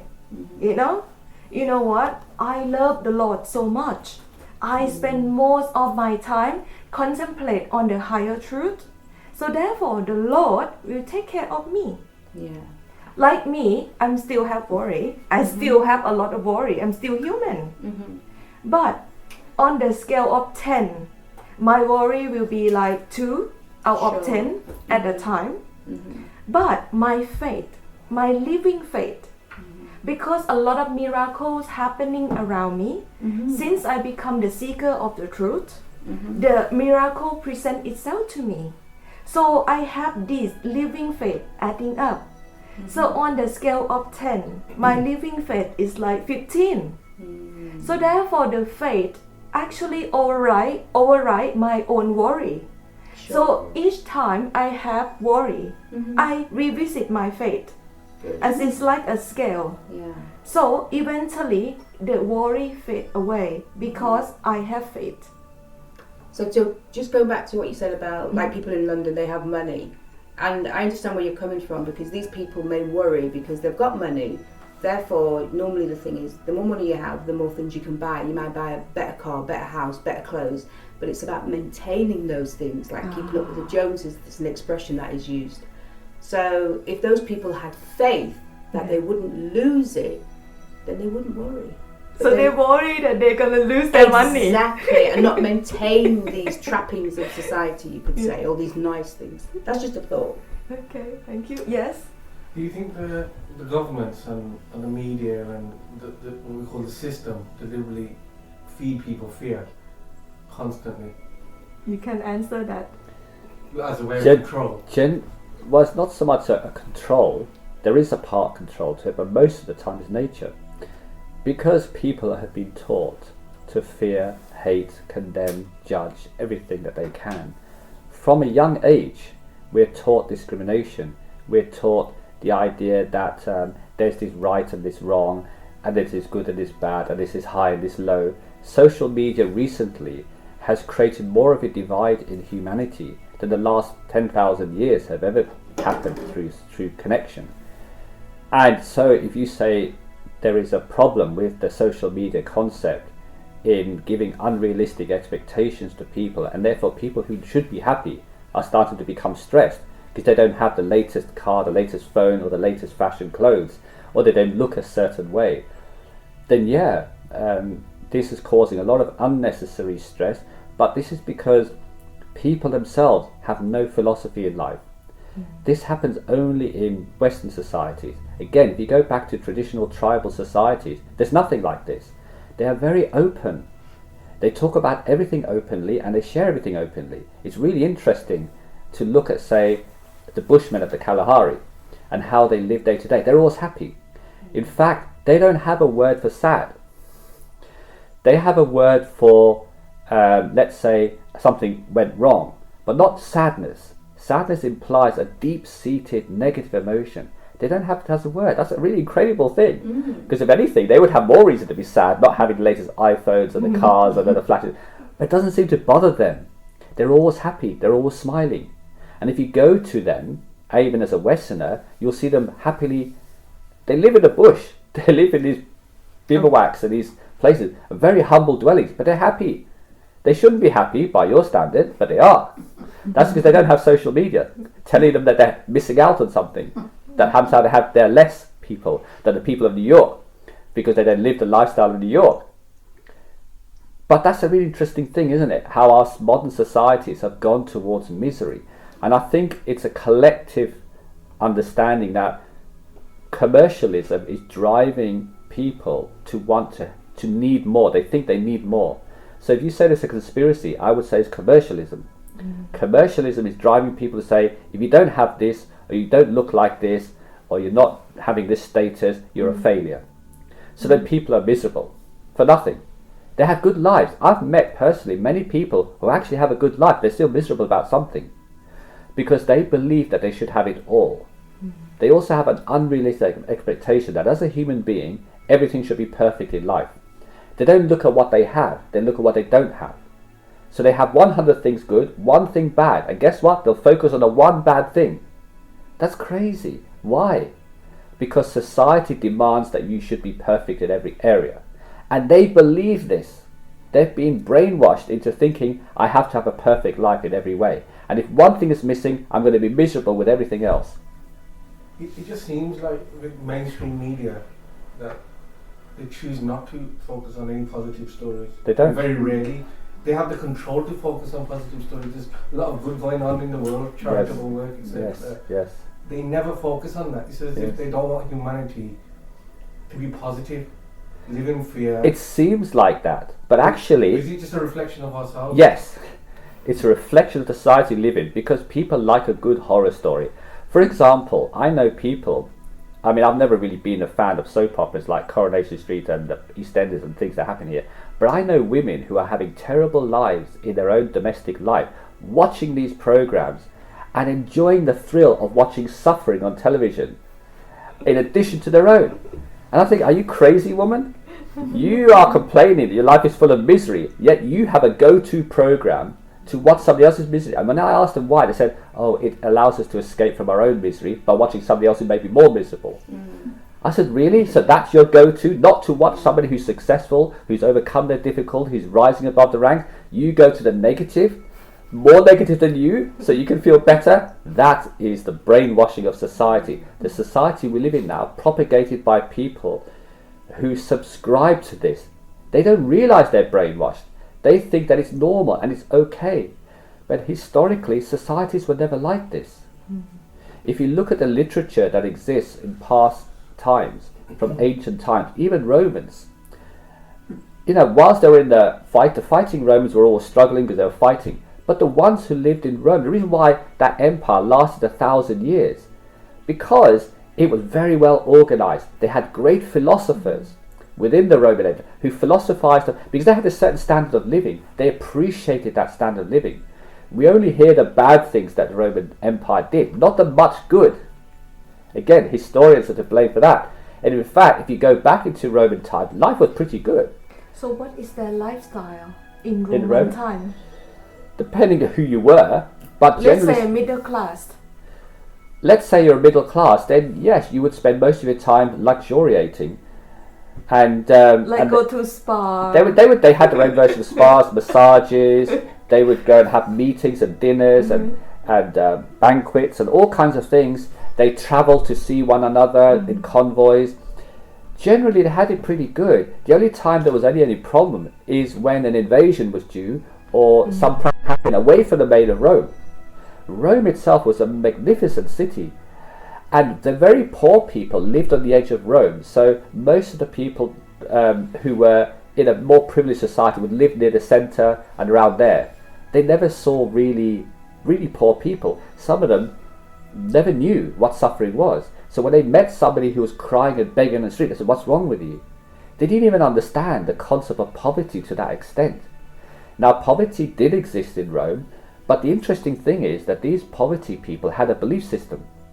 So they believed that you had the Christians, for example, which were mainly poor, but they believed in Christianity, let's say in the later part of the Roman Empire. Before that, they had a myriad of gods and goddesses that they believed in, a paganism system.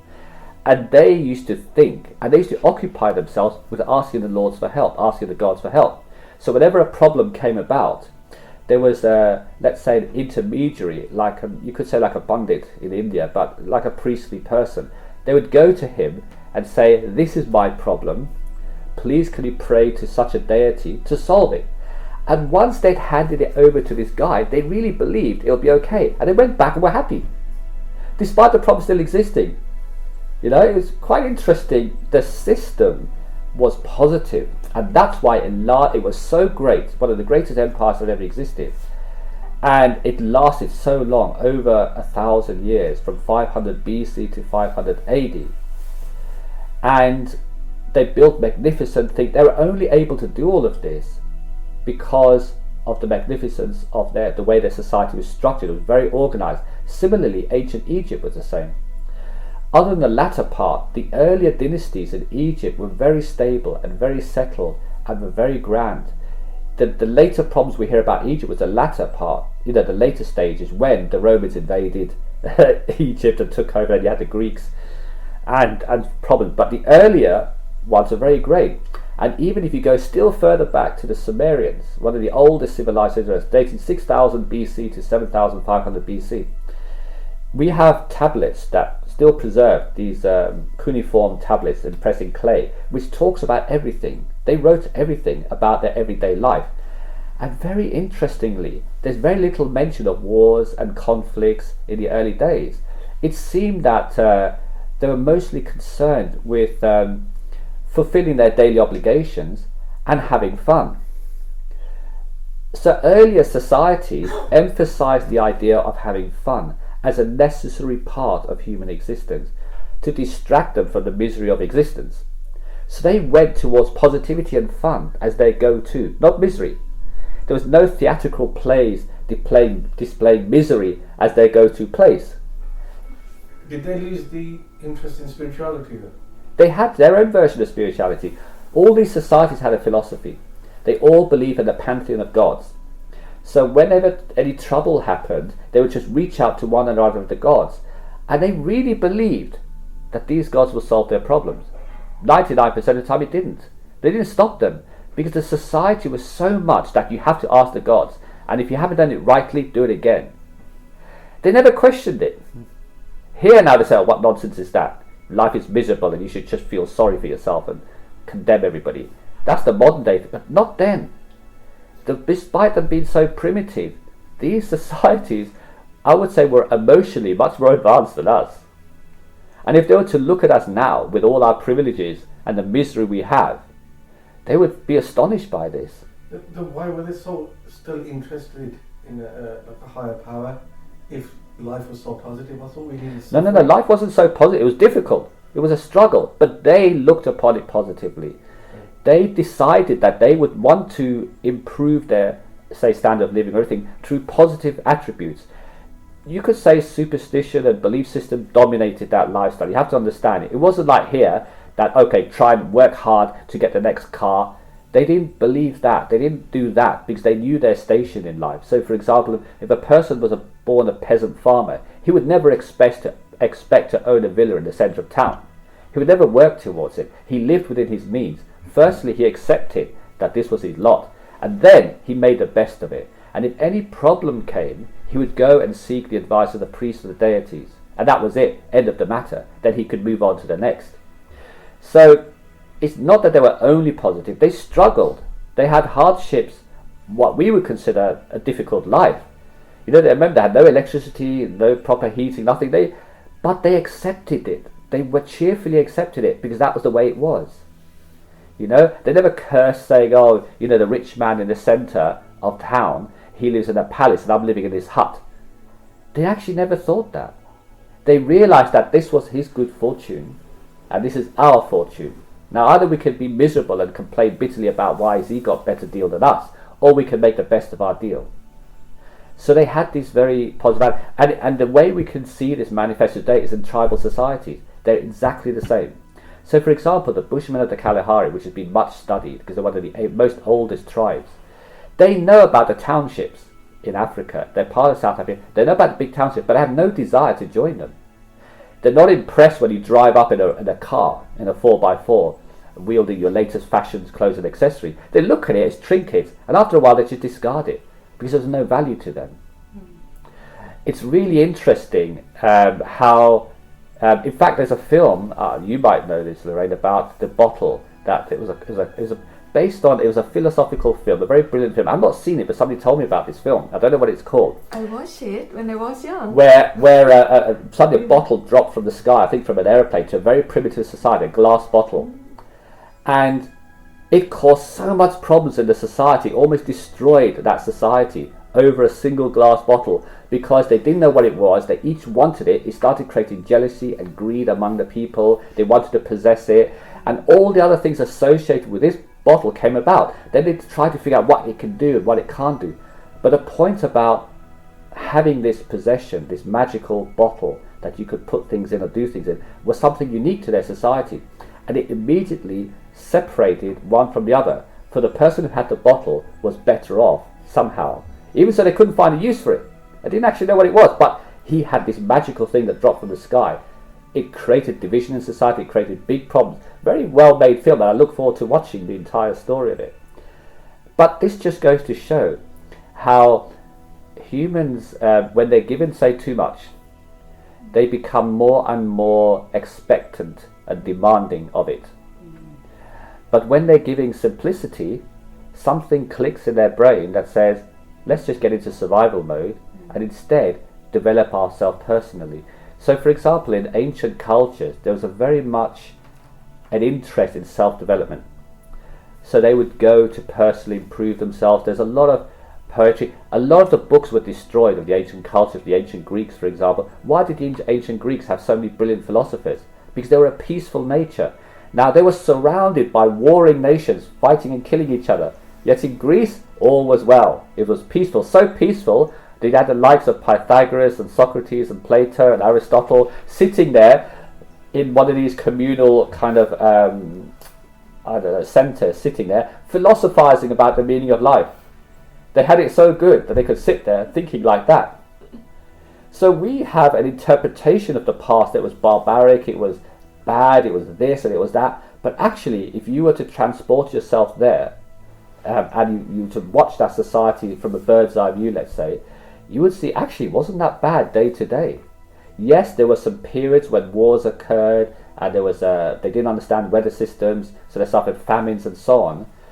But overall, they were a happier people than we are now in modern societies. And that's a very sad thing.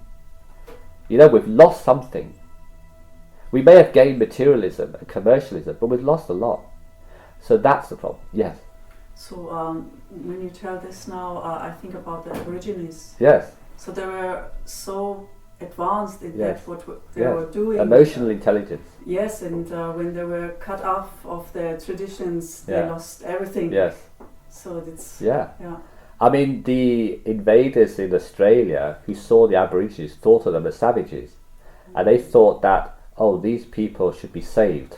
Yeah. You know, especially the Bible bashers. You know, wherever they go, the missionaries, their mission was to convert everybody, and but they didn't need saving. They were happy. They'd been there for 80,000 years. Yeah, living happily off the land. Yes, they may have lived this kind of poverty-stricken life, but they were actually happy.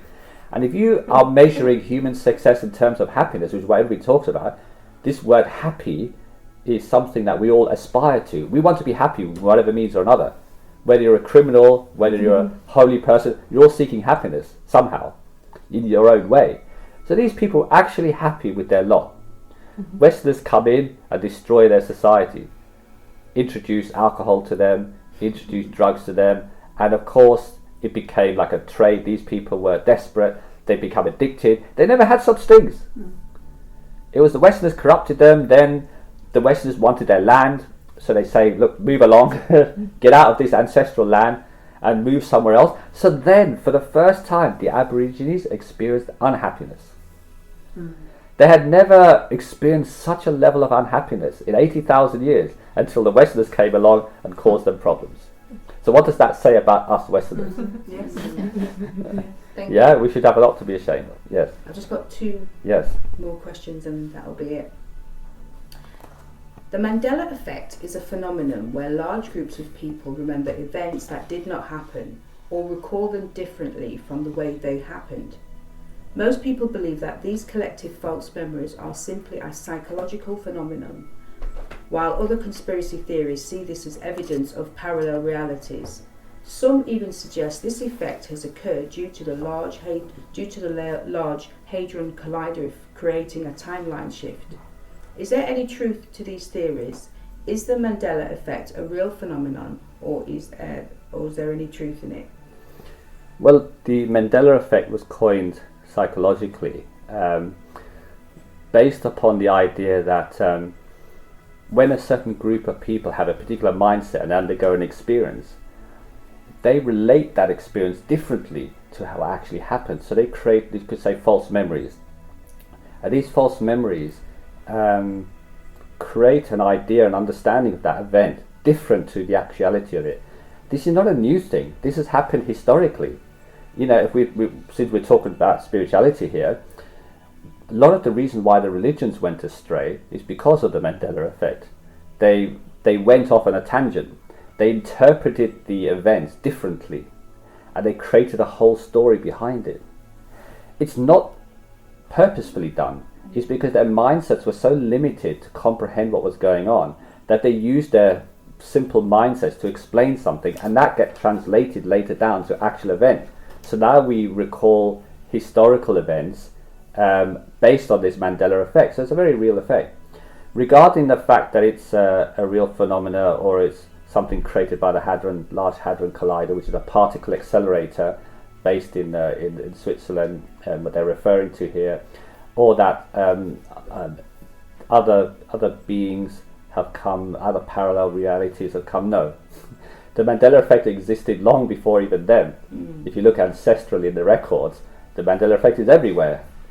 So, but conspiracies love to have a good conspiracy theory because they're bored. You see, there's another level of thing. Conspiracies now abound a lot because people are bored in their life. Why not let's have a good conspiracy to explain our lot in life rather than understanding this thing called karma, because karma is too painful. An eye for an eye, a tooth for a tooth. I don't want to know that. I want to blame somebody else. Yeah, that they've done this to me. I'm the victim and they're the villain. Yeah. So people find any excuse to blame something else or, yeah. Thank you. Right, this last question. Kalki is the prophesized 10th and final incarnation of the Hindu god Lord Vishnu and is described to appear to end the Kali Yuga. Some researchers have suggested that the description of the Kalki avatar in the scriptures matches the Holy Prophet Muhammad. Is there any truth to this claim? Not really, they're completely different systems. I mean, the prophet system in which Islam subscribes to is completely different to the avatar system which the Hindus describe to. You cannot cross-reference them. Yes, it's true in the Hindu scriptures that the Kalki incarnation of Vishnu will end, according to the theorists of that time, will end Kali Yuga. This actually did happen, but the form of that incarnation was known as Sai Baba, of Satya Sai Baba. And he lived until near the end of the Kali Yuga. He didn't end at the Kali Yuga. He was near the end of the Kali Yuga. Kali Yuga ended in 2012, and he died a little bit earlier. So yes, it did happen, but not the way they described. Nothing to do with Prophet Muhammad. So this is again one of the conspiracists or enlargement or the Mandela effect, trying to expand upon this to incorporate things like Islam, but they're totally unrelated. So yes, there's many predictions back in Hindu times and even the Aztecs and so on, which have been fulfilled, which have come true, but not in the exact way that we may interpret them or understand them. Because again, like the second coming of Christ, we expect that person to look exactly identical to the previous one, and that's the mistake. So when, say, Maitreya Buddha comes, or the Kalki avatar in Hinduism and so on, they expect them to look like a certain way. The way that Lord Vishnu, which is the sustainer or represented by Krishna beforehand. So there was Ram, Krishna, and then the Kalki. So there's this hierarchy, this succession of visitations of the avatar of Vishnu in the earth. And so, but yeah, so no, it's not, he wasn't Prophet Muhammad. That was a completely different system. And also the Kalki has come and gone. Thank you. That's it. Yeah. Most welcome.